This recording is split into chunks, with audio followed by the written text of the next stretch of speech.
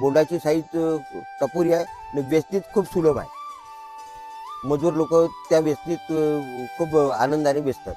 नमस्कार, मी प्रमोद तानबाजी तळ सुकळी स्टेशन. माझा मोबाईल नंबर 9422141282.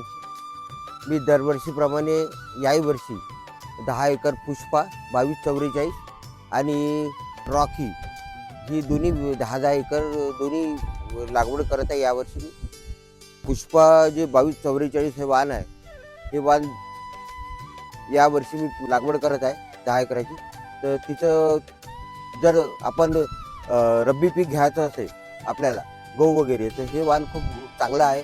डिसेंबरपर्यंत हे खाली होऊन जाते कापूस आणि त्याच्यानंतर आपल्याला त्याच्यात गहू वगैरे घेता येते.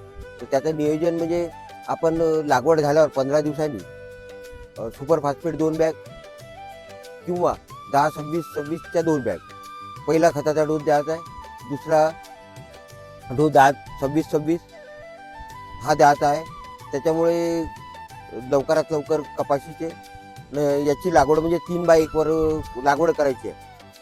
नाही त्यांना फवारणी आपलं कीटकनाशक वगैरे मारायचे आहे. उंची जर वाढली त्यांची, आपल्याला लिओसिल किंवा जे मार्केटमध्ये वाढ रोधक आहे त्यांची फवारणी करावी लागतात. त्याच्यामुळे जास्त भरघोस उत्पन्न येऊ शकते. बोंडाची साईज टपोरी आहे आणि वेचणीत खूप सुलभ आहे. मजूर लोक त्या वेचणीत खूप आनंदाने वेचतात. रॉकीची जात दप्तरी कंपनीची रॉकी ही जात मी 10 एकर लावत आहे, दरवर्षी लावत आहे, यावर्षी पण लावत आहे. तर याचं हलके जमीन जर असली तर 3 फूट बाय 1 फूट आणि भारी जमीन जर असली तर 3.5 फूट बाय 1 फूट असं अंतर आहे. याला पहिल्या 15 दिवसानं सुपर फॉस्फेट किंवा 10-26-26 दुसरा डोस पण तसाच आहे. तिसऱ्या डोसमध्ये युरिया, आपलं मॅग्नेशियम आणि सल्फर हा द्यायचा आहे. पाण्याची आवश्यकता असली तर पाणी द्यायचं. हा लांब ड्युरेशनमध्ये आहे. 170 ते 80 दिवसपर्यंत कापूस हा देतात. याची बोंड खूप टपोरी आहे आणि वेचणीत खूप सुलभ आहे. खूपच मजूर हौशीने या कापूस वेचतात.